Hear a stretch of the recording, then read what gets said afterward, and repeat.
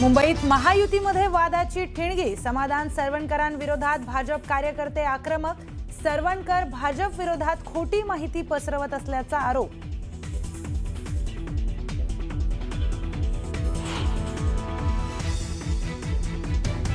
कल्याण डोंबिवलीमध्ये नगरसेवकची पळवापळवी सुरूच। शिवसेना उबाटाचे आणखी 2 नगरसेवक मनसेच्या गोटात। नगरसेवकांची संख्या घसरली 7 वर।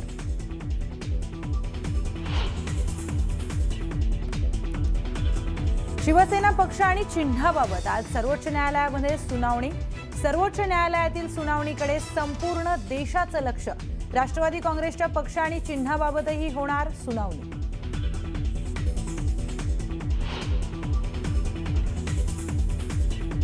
मातोश्री बाहेर बॅनरबाजीच्या माध्यमातून विरोधकांना डिवचण्याचा प्रयत्न।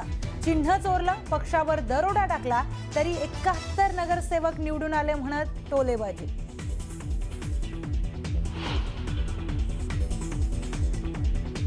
जागा वाटपात मुस्लिम बहुल जागा शिवसेनेच्या वाट्याला आल्या, तिथं आमचं मोठं नुकसान झालं।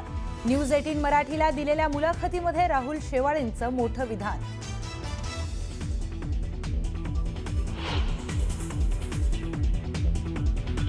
विजय वडेट्टीवार भाजपची बी टीम नाव न घेता खासदार प्रतिभा धानोरकरांचं वडेट्टीवारांवर टीकास्त्र।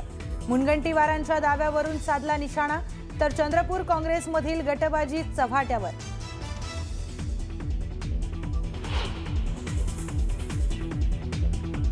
आज महाराष्ट्र कर्नाटक प्रकरणाची सर्वोच्च न्यायालयामध्ये सुनावणी। 2017 नंतर पहिल्यांदाच होणाऱ्या सुनावणीकडे संपूर्ण सीमा भागाचं लक्ष।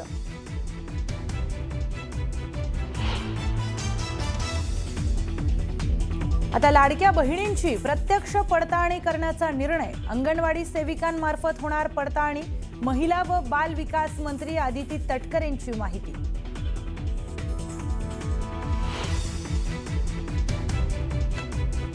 नागपूरच्या जंगलातील वाघांच्या बछड्यांचा व्हिडिओ सोशल मीडियावर व्हायरल।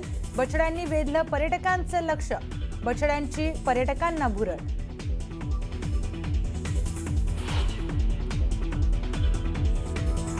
भारत न्यूझीलंड T20 थरार आजपासून नागपूरच्या जामठा स्टेडियमवर होणार सामना। सूर्यकुमार यादवच्या नेतृत्वाची लागणार कसोटी।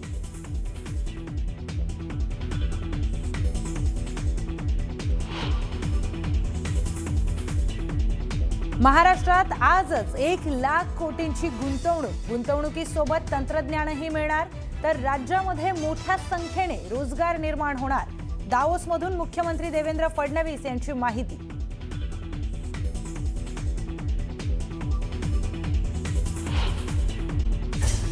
बातमीपत्राच्या सुरुवातीलाच महत्त्वाच्या घडामोडी आपण पाहूयात।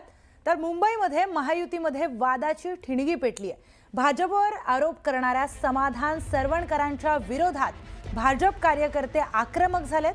सरवणकर भाजप विरोधात सोशल मीडियावर खोटी माहिती पसरवत असल्याचा आरोप करण्यात आलाय। सरवणकरांच्या विरोधात माहीममधील भाजप पदाधिकारी सायबर सेलकडे तक्रार करणार आहेत, तर भाजपने सहकार्य न केल्यामुळे निवडणुकीमध्ये पराभव झाल्याचा सरवणकरांनी केला होता आरोप।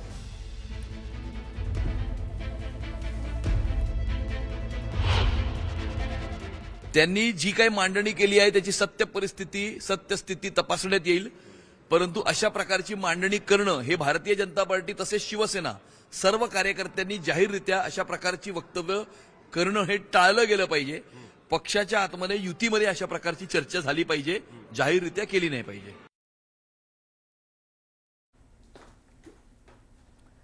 तर या सगळ्या विषयावर बोलण्यासाठी आपल्यासोबत थेट जोडले गेलेत आपल्या प्रतिनिधी सुस्मिता आणि त्यांच्यासोबत आहेत समाधान सरवणकर। आपण त्यांच्याशी बोलूयात। सुस्मिता, समाधान सरवणकर यांच्यावर आता आरोप करण्यात येत आहेत, त्यांचं काय म्हणणं आहे? तुम्ही काय त्यांच्याशी बोला आणि दर्शकांपर्यंत पोहोचवा।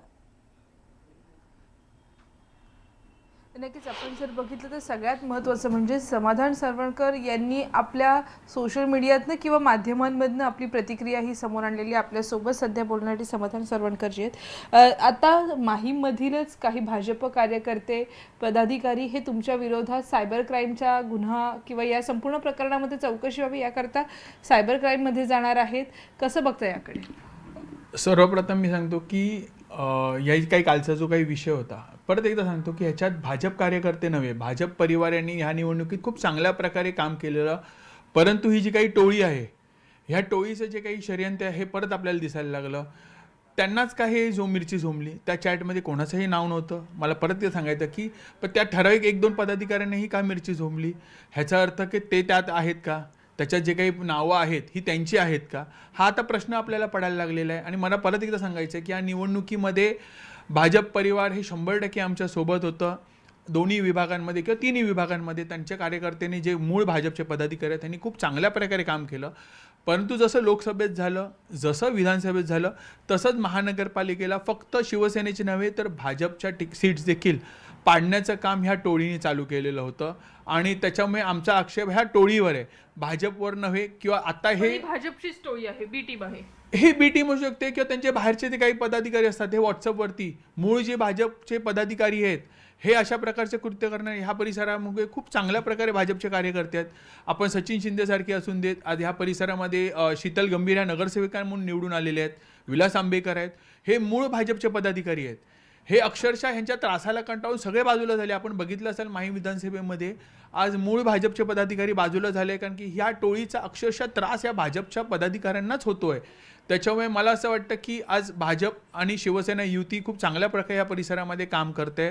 आणि येणाऱ्या लोकसभेमध्ये जर आपल्याला मोदी साहेबांचे हात बळकट करायचे असतील, आपल्याला हिंदुत्वाचा खासदार या परिसरामधनं निवडून यायचं असेल, तर मूळ भाजप आणि शिवसेनेचे पदाधिकाऱ्यांनी एकत्रितपणे काम करून ह्या टोळीला बाजूला ठेवून आपल्याला आपला हक्काचा खासदार या परिसरामध्ये निवडून आणायला गरज आहे.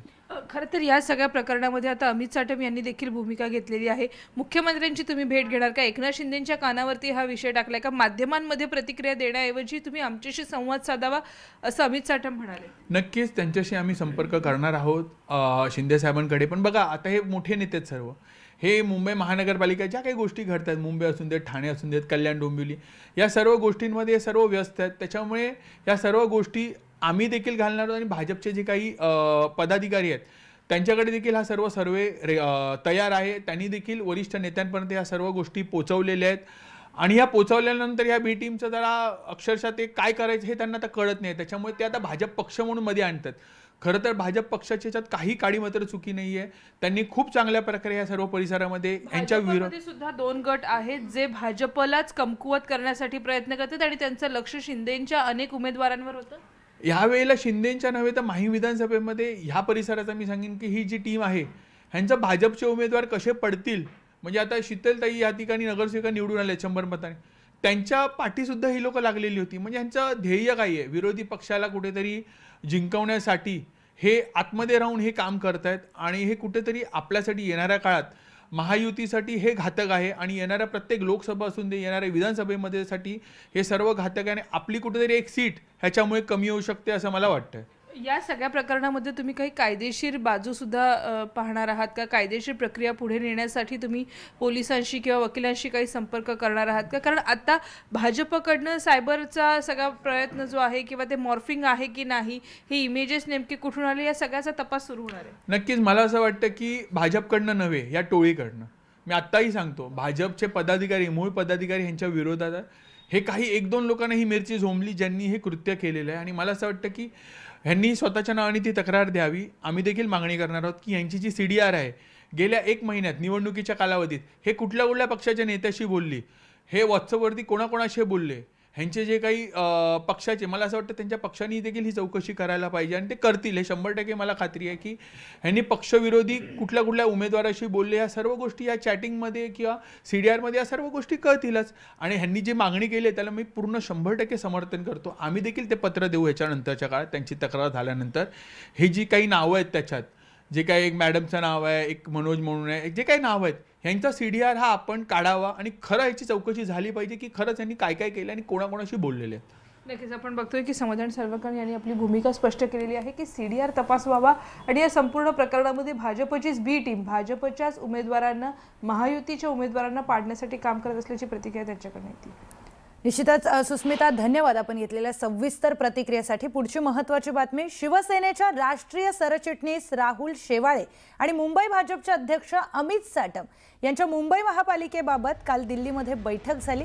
या बैठकीतील महत्त्वाची अपडेट समोर आली आहे. काल दोघांमध्ये 1 तास चर्चा झाली. बैठकीमध्ये शिक्षण स्थायी समिती, विकास आणि बेस्ट समितीबाबत रणनीती निश्चित करण्यात आली आहे. 22 तारखेला आरक्षण जाहीर झाल्यानंतर याबाबत घोषणा देखील केली जाणार आहे. सर्वात प्रथम महापौर निवड होईल आणि त्यानंतर शिक्षण स्थायी समितीचा निर्णय हा घेण्यात येणार आहे. गट म्हणून पुढे जाण्याबाबत देखील दोघांमध्ये चर्चा झाली आहे. भाजपचे अध्यक्ष अमित साठे माझ्यासोबत आहेत. अमितजी, 1 तास चर्चा केली, विविध विषयांनी चर्चा झाली. महापौरा संदर्भात मुख्यमंत्री, जसं आपण काल स्पष्ट केलं, मुख्यमंत्री आणि उपमुख्यमंत्री निर्णय घेतली, पण बाकी समित्यांचा निर्णय कोण घेईल? काल आमची पक्षाच्या बलाबलानुसार कुठल्या कमिटीमध्ये किती सदस्य कुठल्या पक्षाचे येऊ शकतात, गट फॉर्मेशन, त्याचं रजिस्ट्रेशन, टेक्निकॅलिटीज आणि प्रोसिजर याच्याबद्दल एक सकारात्मक चर्चा झालेली आहे. या चर्चेचं सगळं ब्रीफिंग आम्ही सन्माननीय मुख्यमंत्री आणि उपमुख्यमंत्र्यांना दिलेलं आहे.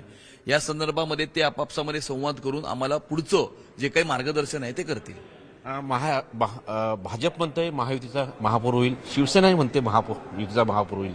पण तो भाजपचा होईल की शिवसेनेचा होईल? काहीच फरक पडत नाही कोणाचाही झाला तरी, कारण शेवटी मुंबई महानगरपालिकेला भ्रष्टाचार विरहित प्रशासन देणं, मुंबईकरांचा विकास करणं, विकास होत असताना मुंबई शहराची सुरक्षितता अबाधित ठेवणं हे आमचा उद्देश आहे. कुठलं एक सत्तेचं स्थान किंवा अधिकाराचं पद प्राप्त करणं हे आमचा उद्देश नाही. त्यामुळे महायुतीचा महापौर होईल. महायुतीचे निवडून आलेले 118 नगरसेवक नगरसेविका आहेत, त्यांच्यापैकी कोणीतरी एक नगरसेवक किंवा नगरसेविका महापौरपदी विराजमान होईल आणि मुंबईकरांचं जीवन सुकर करण्याच्या दृष्टिकोनातून आम्ही येणाऱ्या काळामध्ये एकत्रितपणे काम करू. ते अमित साटम भारतीय जनता पक्षाचे मुंबईचे अध्यक्ष आहेत. नवी दिल्लीहून व्हिडिओ जर्नलिस्ट योगीसह प्रशांत रामदास, न्यूज 18 मराठी.